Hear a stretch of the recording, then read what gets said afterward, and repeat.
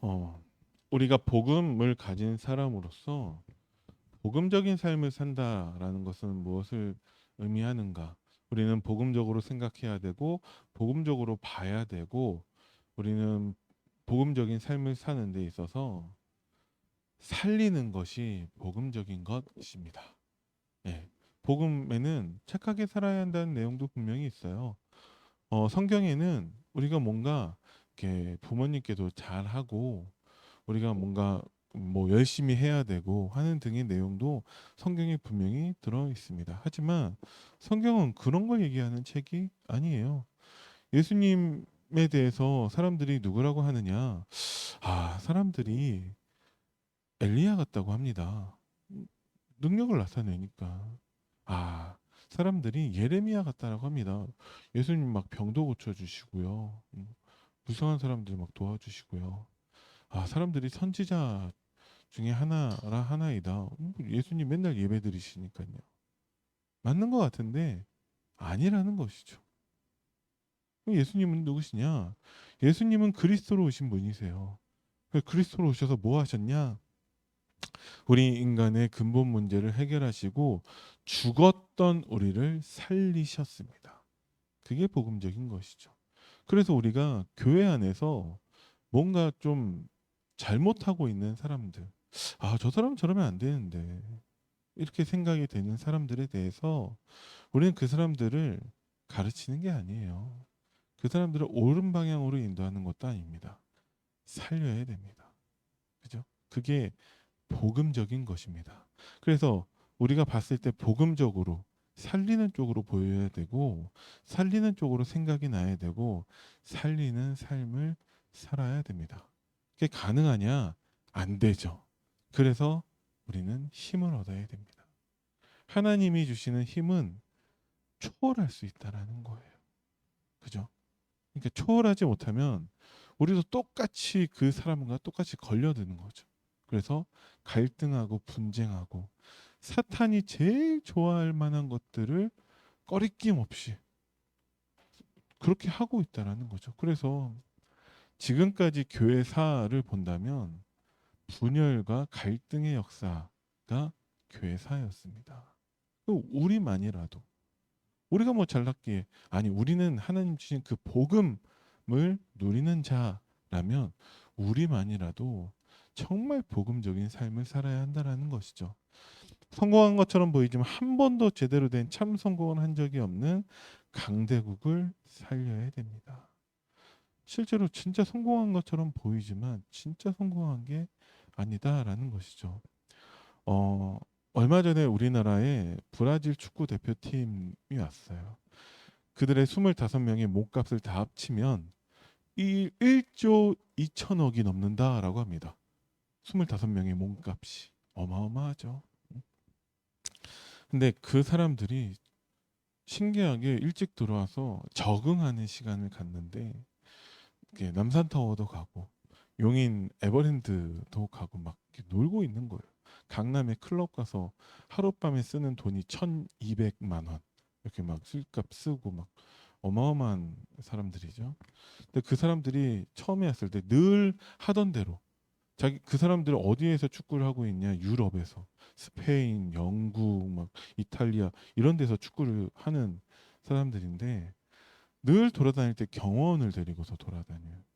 뭐 많이 이제 뉴스도 보시면 아시겠지만 소매치기도 너무 많고 그런 축구 선수들 유명인들의 집에 강도가 들어가지고 막 훔쳐가기도 그런 것들이 종종 나오거든요. 실제로 우리나라 그 축구 선수 손흥민 선수하고 같은 팀에 있는 브라질 선수는 이제 시즌이 끝나서 브라질로 귀국했는데 이제 강도를 만나가지고 총격전이 벌어졌는데 총을 20몇 발을 쏘고 다행히 이 선수는 다치지 않고 뭐 이런 것들이 기사로 나오더라고요. 이게 평상시 삶이에요. 근데 우리나라도 그렇게 경호원들 데리고서 왔는데 너무 놀라운 거죠. 왜? 경호원이 할 일이 없는 나라. 그러니까 전 세계에 많은 선진국들이 있지만 실제로 정말 선진국에서는 잘 살 수 있냐? 전혀 그렇지 않다라는 거예요. 그럼 우리나라는 그럼 잘 살 수 있냐? 높은 집값, 물가 자꾸 올라가고 있죠. 우리나라 사람들끼리 막 좌우 이념 가지고 서로 싸우고 있죠. 우리나라도 돈 많은 사람들에게는 살기 되게 좋은 나라인데 돈 없는 사람들에게는 되게 힘든 나라로 점점 그렇게 되어가고 있다라는 것이죠. 그런데 이거는 눈에 보이는 이유들이고 진짜 왜 그러냐? 왜 진짜 그 강대국들에게 참된 성공과 참된 행복이 없냐? 복음 하나 없어서 그렇다라는 것이죠.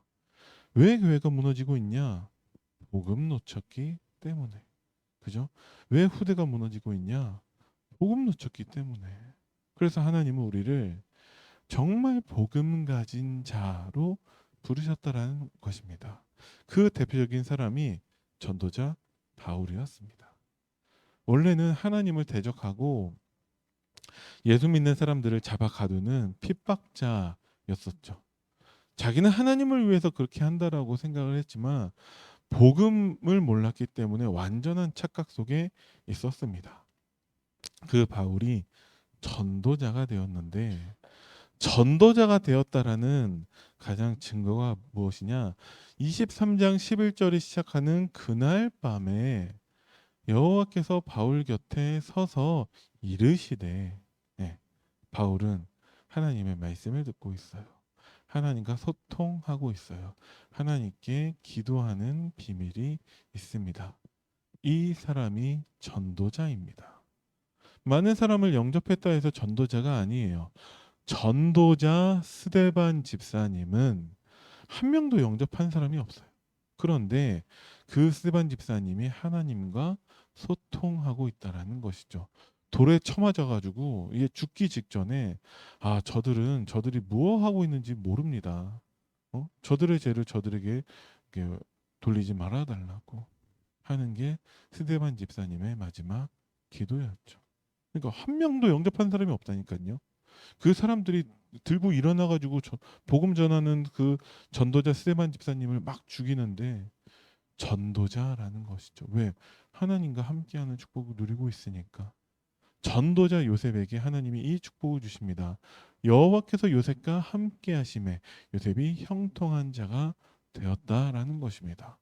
하나님의 입장에서 하나님이 요셉과 함께 하시는데 요셉의 입장에서 성경을 기술했으면 조금 달랐을 거예요. 그날 밤에 요셉에게 하나님이 임하셔서 요셉에게 말씀하시니라가 되었겠죠. 그러니까 우리가 진짜 전도자의 비밀을 누린다라는 것은 하나님의 언약을 붙잡은 것이고 그 언약으로 하나님과 소통하는 것을 말하고 있습니다. 사탄이 뭐만 방해하고 있냐? 복음을 놓치게 한다니까요. 복음을 놓쳐서 뭐가 안 되냐? 하나님과 소통이 안 되는 것입니다. 그러니까 하나님과 소통이 안 되는 사람들은 뭐 하고 있냐? 다른 영적 존재와 소통하고 있다라는 것이죠. 중간이 없어요. 성령 아니면 악령입니다. 영적 존재이기 때문에 하나님 자녀 아니면 사탄의 종노릇 할 수밖에 없다는 것이죠. 영적 상태가 그렇다라는 거예요. 그래서 여러분들이 날마다 이 비밀이 있기를 바랍니다. 그래야 로마에서도 증거할 수 있는 것입니다. 왜 로마에서 증거해야 됩니까? 이스라엘이 복음 놓쳤기 때문에 로마의 속국이 되었다라는 거예요. 그 로마가 선고한 적 없는 강대국이라는 것입니다. 그 로마를 통해서 사탄의 문화와 그 모든 것들이 전 세계에 영향을 끼치고 있다라는 것이죠. 그래서 하나님은 그 로마에서 하나님의 일, 복음을 증거하기를 원하고 계시죠. 하나님은 단 한 번도 그 소원이 세계복음화가 아닌 적이 없는 분이었어요. 그래서 로마가 강대국일 때는 로마를, 애굽이 강대국일 때는 애굽을, 바벨론이 강대국일 때는 바벨론에 하나님의 일을 할 수 있는 렘넌트를 그들에게 보내셨습니다. 그게 요셉이었고 다윗이었고 그게 바벨론의 렘넌트들, 이제 다니엘, 새 청년, 에스더 등등을 비롯한 성경에 기록되어져 있는 렘넌트들이라는 것이죠. 그래서 우리 지금 담임 목사님이 아프리카 르완다, 케냐에 선교하고 계십니다. 목사님이 가셨지만 우리를 대표로 가셨기 때문에 우리의 응답인 줄을 믿으시기 바랍니다. 그래서 그것을 유대인이 방해하는 거예요. 하나님을 대적하는 사람들이죠. 뭐가 하나님을 대적하는 거냐? 복음 없으면 다 하나님을 대적하는 것입니다. 그 존재 자체가 사탄의 종노릇하고 있다니까요. 너희 아비 마귀. 서기관들, 바리새인들, 헤롯 당원들이 다 하나님을 알고 하나님을 위한 것처럼 보이지만 복음이 아니라 비슷한 복음, 섞인 복음, 틀린 복음이기 때문에 또 하나님을 대적할 수밖에 없다는 것이죠. 그래서 이들이 법을 가지고 바울을 죽이려고 하고 있는 거예요. 유대인의 법은 나쁜 게 아니에요. 얼마나 좋은 거예요. 율법, 죄를 깨닫게 해주는 건데. 근데 그 율법은 죽이는 것입니다. 왜? 율법을 지키지 못하면 다 죄인이거든요. 어떤 사람도 율법을 다 지킬 수는 없습니다. 내가 지나가는 사람 보고 저 나쁜 놈, 이미 나는 살인한 자예요. 그게 율법입니다. 어떻게 지킬 수 있겠어요? 율법은 죽이는 거예요. 로마의 법, 그 당시 최고 강대국이고 선진국인 로마의 법이니까 얼마나 훌륭한 거겠어요. 근데 그 로마의 법으로는 살릴 수가 없다라는 것이죠. 로마의 법으로 보니까 바울은 죄가 없는데 너 그냥 나가라. 근데 바울은 상고를 하고 있습니다. 왜? 지금 내가 죄가 있고 없고가 중요한 게 아니에요. 가이사 앞에 가서 복음을 증거하기 위해서 바울은 내가 잠시 죄인 돼 있는 것을 불편하게 여기지 않고 있다라는 것이죠. 누명 썼죠. 감옥에서 매를 맞을 수도 있겠죠. 사람들한테 지탄의 대상이 되어지죠. 그런 걸 전혀 영향받지 않는다라는 것입니다. 나는 진짜 복음 가진 사람으로 정말 복음을 위해 하나님 나라의 일을 하고 싶은데 나에게 계속 손해가 되는 거예요. 재산이 날아가고 사람들한테는 오해받아서 지탄받고 나만 그러면 되겠지만 우리 가족들도 마찬가지로 똑같이 지탄을 받고 사람들한테 놀림을 당하고 나는 누명 써서 감옥에 가고 그 일을 우리가 할 수 있겠습니까? 바울만 해야 되는 것입니까?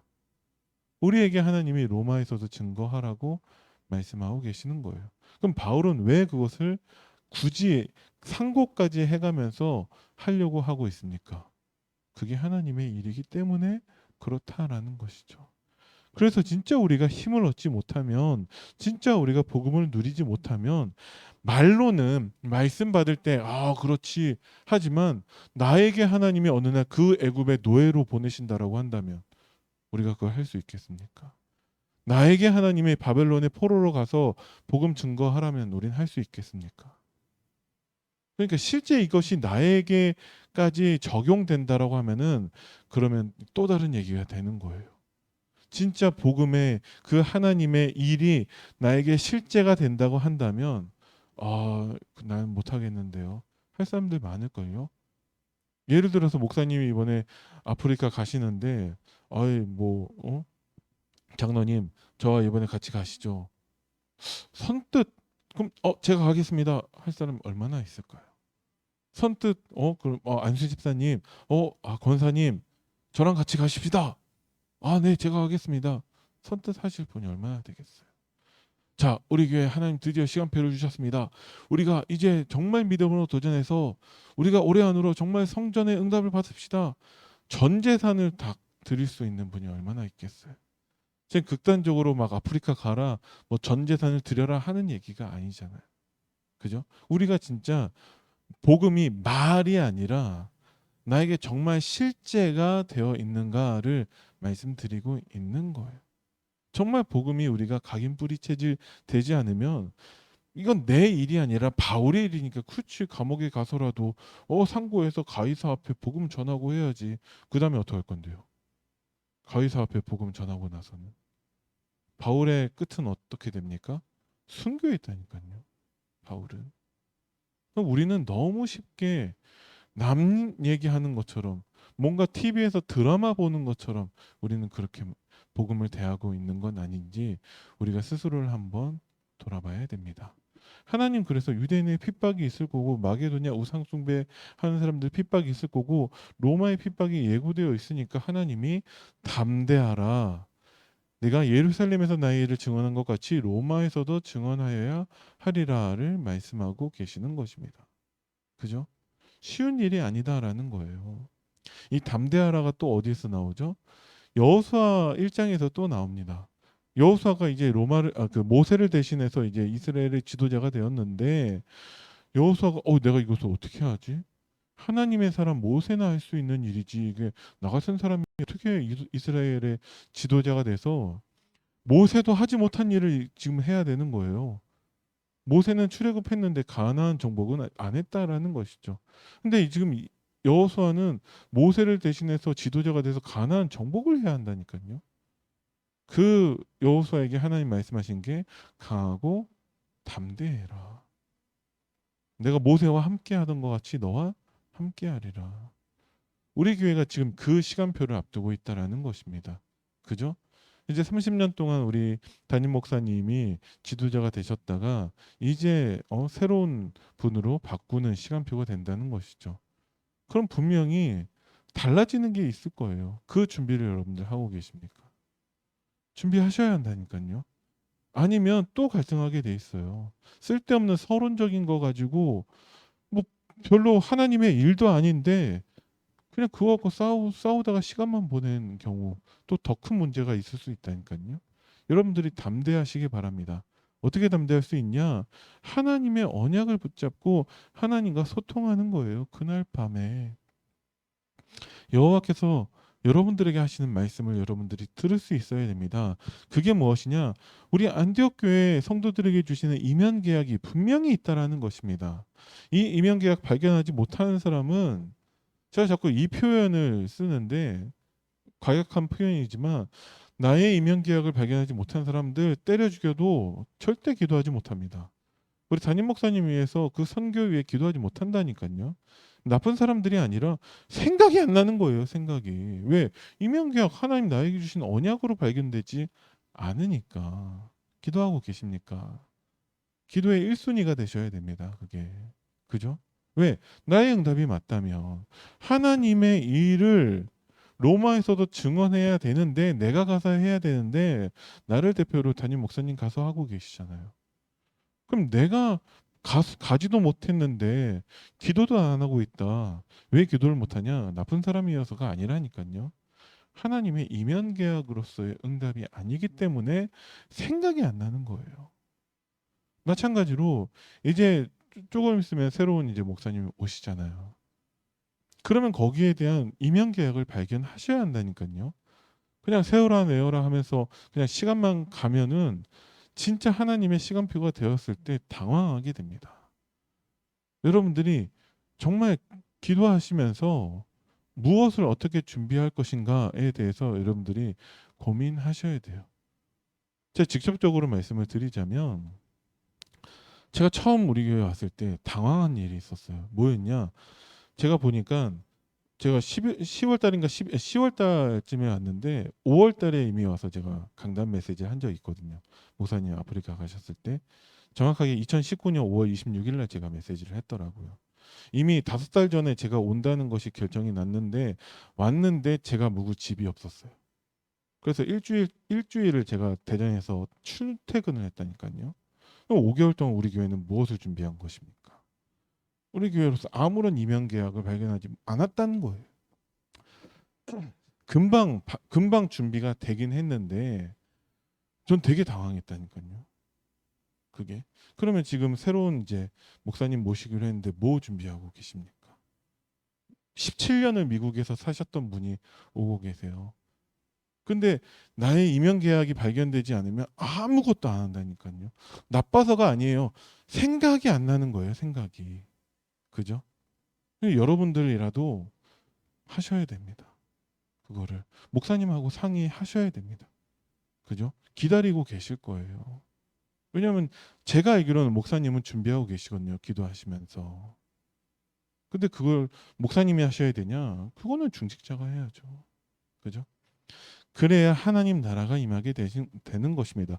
사탄이 뭐 하고 있냐? 하나님 말씀만 놓치게 한다니까요.